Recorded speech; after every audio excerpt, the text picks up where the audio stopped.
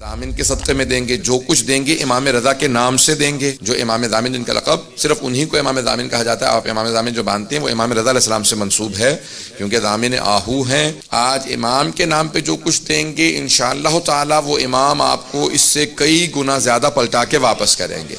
ائمہ علیہ السلام کسی کا ادھار نہیں رکھتے، جو آپ ان کے نام پہ خرچ کر دیتے ہیں وہ آپ کو پلٹا دیتے ہیں، کئی گنا ہو کے واپس آتا ہے. امام علیہ السلام کے بے انتہا مناقب و فضائل ہیں، لیکن واحد امام ہے جن کو رضا کہا جاتا ہے، امام علی بن موسیٰ الرضا علیہ السلام. رضا یعنی جس کی خوشنودی خدا کی خوشنودی ہو اور وہ خدا کی ہر مرضی پہ راضی ہو. راضی برضا اللہ، جو اللہ کی ہر مرضی پہ، جو جناب سید الشہداء کا میدان کربلا میں رضن بقضائہ و تسلیما لامر جملہ ہے. اگر اس کا مصداق دیکھنا ہے تو جناب امام رضا علیہ السلام کو دیکھ لیں. امام کے بے انتہا فضائل و مناقب ہیں. عزیزان گرامی، امام کی تاریخ کے الفاظ یہ ہیں کہ جب ایک مرتبہ مأمون ملعون جب حکومت میں آیا تو اس نے سوال کیا. جب مأمون حکومت میں آیا تو اس نے آنے کے بعد فوراً سوال کیا کہ کس کس سے میری حکومت کو خطرہ ہو سکتا ہے. فاضل ابن ربیع سے پوچھا تو اس نے کہا کہ 3 لوگوں سے تیری حکومت کو خطرہ ہو سکتا ہے. تو اس نے کہا میرے ذہن میں 2 تھے. تیرے ذہن میں کون کون ہے؟ کہا تیرا بھائی امین، کہا وہ تو بہت بے وقوف ہے، اسے میں راستے سے ہٹا دوں گا، قتل کروا دوں گا اس کو. دیکھیں، جو حکومت میں آتا ہے اور خدا کی خاطر حکومت نہ کرتا ہو وہ اپنوں کا بھی مخلص نہیں ہوتا. تو کہا اور؟ کہا کہ اس کا جو وزیر ہے کہ اس کو بھی میں راستے سے ہٹا دوں گا. کہا تیرے ذہن میں تیسرا کون ہے؟ کہا علی بن موسیٰ الرضا علیہ السلام.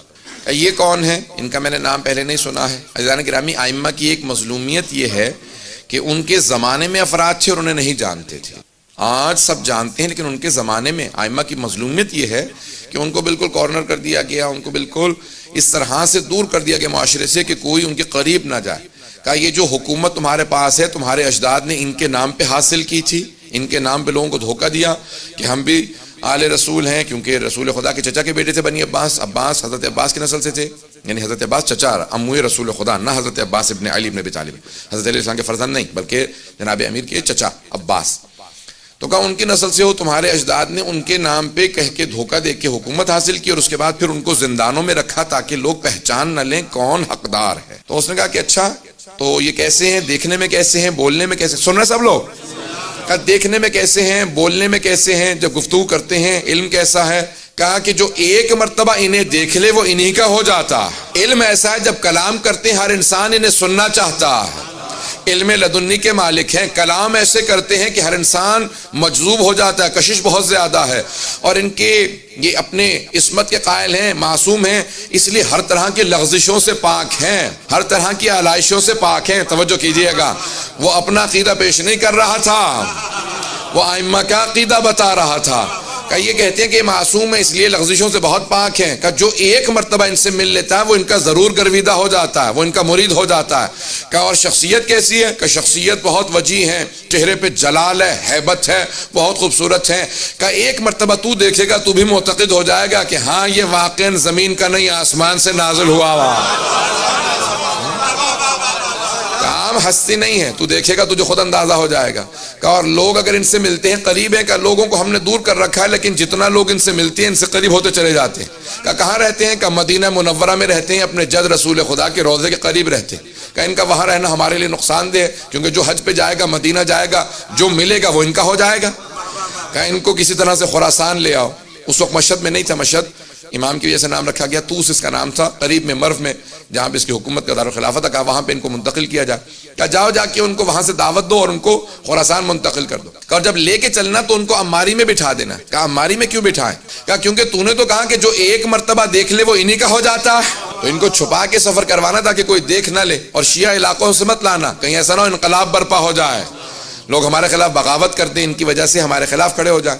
کہ ان کو کافر علاقوں سے لانا یا ان علاقوں سے لانا جہاں پہ اہل بیت کے ماننے والے نہیں. توجہ تو ہے. جب سفر شروع ہو گیا، یہاں سے گئے، امام سے کہا کہ آپ خراسان میں آپ کو طلب کر لیا گیا. امام نے اپنے سارے بہن بھائیوں کو جمع کیا، بنی ہاشم کو جمع کیا، سادات کو جمع کیا، اور کہا دیکھو جس طرح سے جناب امیر جب گئے تھے نا مدینے سے تو جانتے تھے میں پھر واپس کوفے سے نہیں آؤں گا، جس طرح سید الشہداء گئے تھے جانتے تھے، اس طرح سے میں بتا رہا ہوں کہ میں واپس نہیں آؤں گا، یہ میرا آخری سفر ہے اور اسی کے اندر میری شہادت ہو جائے گی سفر میں. اور امام نے سب کو جمع کیا، کچھ وصیتیں کی اور چلے. جب سفر میں جانے لگے تو سب بہن بھائی بہت امام کے، خصوصاً حضرت معصومہ جو بہت زیادہ محبت کرتی تھی، بھائی سے ملی، سب بہنیں بھائی رونے لگے. امام نے کہا نہیں آپ لوگ یہیں پہ رہیں اور بعد میں آپ لوگوں کے لیے ایک سفر ہوگا میں جانتا ہوں، اور امام سفر کے لیے چلے گئے، اماری میں بٹھایا گیا، امام کو لے جایا گیا، سفر شروع ہو گیا۔ جب سفر شروع ہو گیا تو اب مختلف علاقوں سے گزر رہے تھے، جو افراد ساتھ چل رہے تھے وہ مامون کے مامور تھے، مامورین تھے جن کو امر دیا گیا تھا، حکومت کے کارندے تھے، حکومت کے کارندے تھے، لیکن سفر میں امام رضا کے تھے، جو ہم سفر رہتا ہے کسی معصوم کا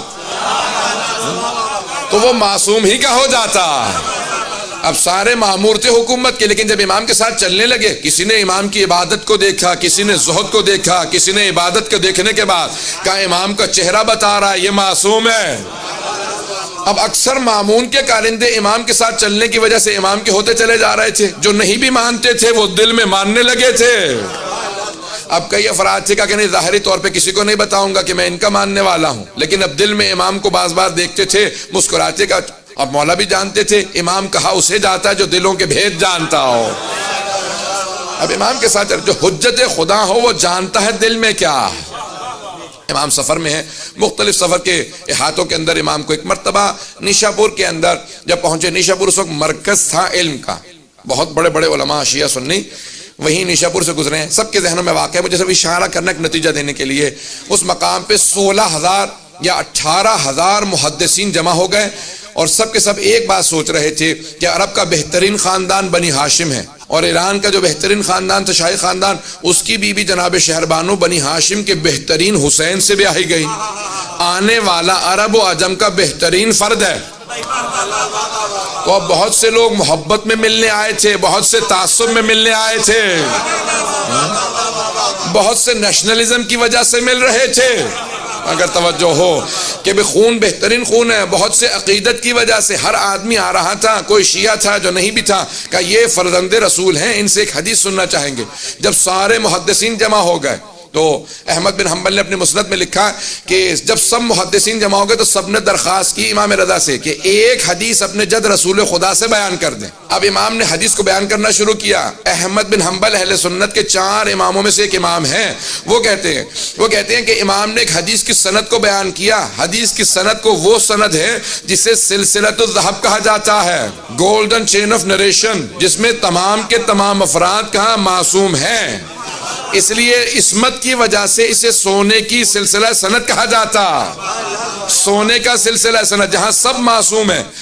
امام احمد بن حنبل کہتے ہیں، اہل سنت کے امام، وہ کہتے ہیں کہ اس حدیث کے الفاظ کو نہیں، صرف اس کی سند کو اگر دیوانے پہ پڑھ دو گے تو اسے افاقہ ہو جائے گا۔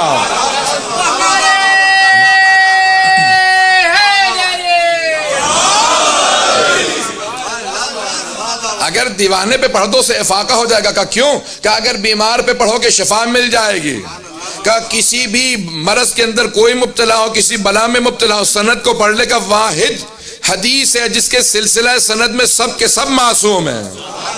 امام نے کہا میں اپنے والد گرامی موسیٰ کاظم سے بیان کرتا ہوں، وہ میرے دادا جعفر صادق سے بیان کرتے ہیں، وہ اپنے والد محمد باقر سے بیان کرتے ہیں، وہ اپنے والد زین العابدین سے بیان کرتے ہیں، وہ اپنے والد حسین ابن علی سے بیان کرتے ہیں، وہ اپنے والد علی ابن ابی طالب سے بیان کرتے ہیں، وہ رسول خدا سے، وہ جبرائیل سے کہ خدا نے کہا۔ ایک مرتبہ امام نے فرمایا کہ اللہ سبحانہ وتعالیٰ کہتا ہے، یعنی حدیث قدسی ہے کہ کلمۃ لا الہ الا اللہ حسنی فمن دخل حسن امن من عذابی۔ حدیث سب کے ذہنوں میں ہے، مجھے صرف نتیجہ پیش کرنا ہے کہ لا الہ الا اللہ میرا قلعہ ہے، جو میرے قلعے میں داخل ہوا میرے عذاب سے بچ گیا۔ امام نے یہ کہا اور آواز دی جس نے مہار پکڑ رکھی تھی، امام نے کہا اونٹنی کو آگے بڑھا دے۔ امام نے پردہ گرا دیا، جیسی اونٹنی آگے بڑھی امام نے سب کو سوچنے پہ مجبور کیا۔ جب سب لکھ رہے تھے سند کو، حدیث کے الفاظ کو، روایت کے الفاظ کو، متن کو سب نے لکھا، قلم روک دیا کہ صرف لا الہ الا اللہ کہیں جنت میں چلے جائیں گے۔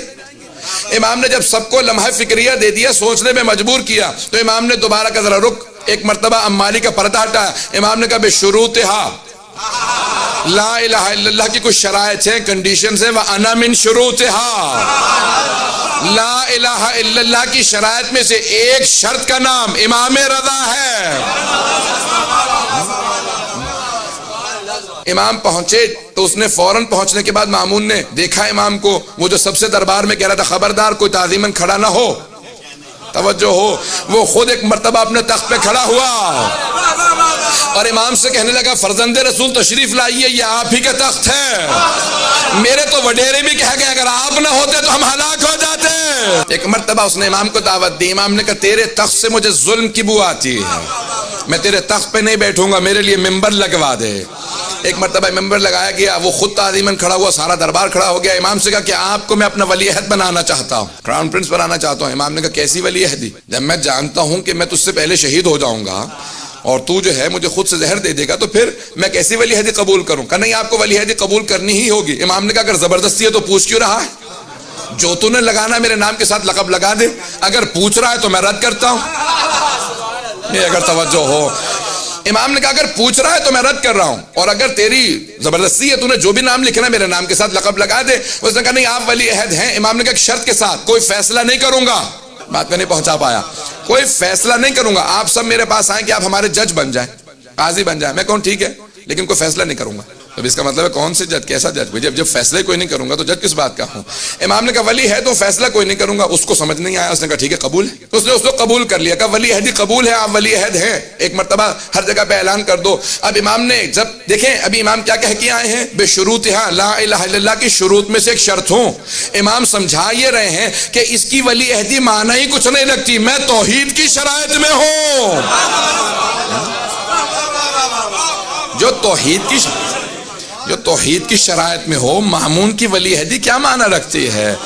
اگر بات پہنچ رہی ہو، اس کی ولی عہدی کی حیثیت کیا ہے؟ میں توحید کی شرائط میں ہوں، یہ ایک ظالم بادشاہ ہے۔ ایک مرتبہ فیصلہ آیا اس کے سامنے اور ایک آدمی کو لایا گیا کہ یہ چور ہے، اس نے چوری کی ہے۔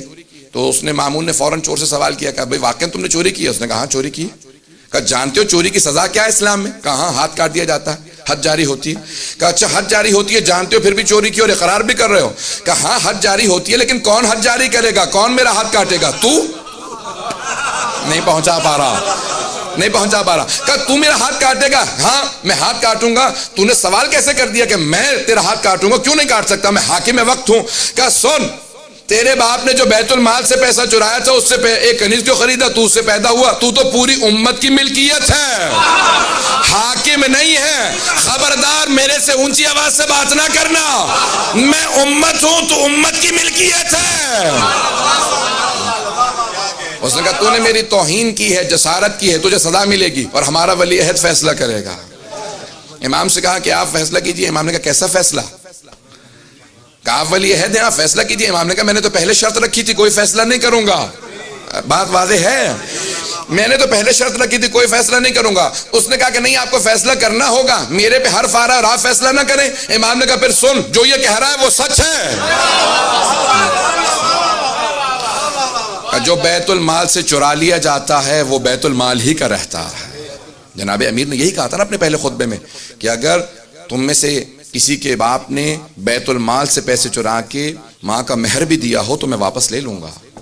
بیت المال سے چرا لیا جائے تو یہ نہیں ہوتا کہ بیت المال کی ملکیت نہیں رہتی۔ عزیزان گرامی، ائمہ علیہ السلام کا معیار بہت بلند ہے، تو ان کے شیعوں کا معیار اسی طرح سے بلند ہونا چاہیے۔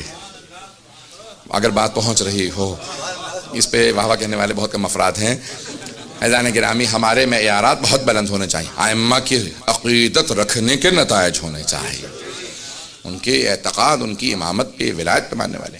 ایک مرتبہ مامون نے سنا اور فوراً تخت سے اترا اور چلا گیا، اور اسی کے بعد اس نے فیصلہ کیا کہ اب میں ان کو زہر دے دوں گا۔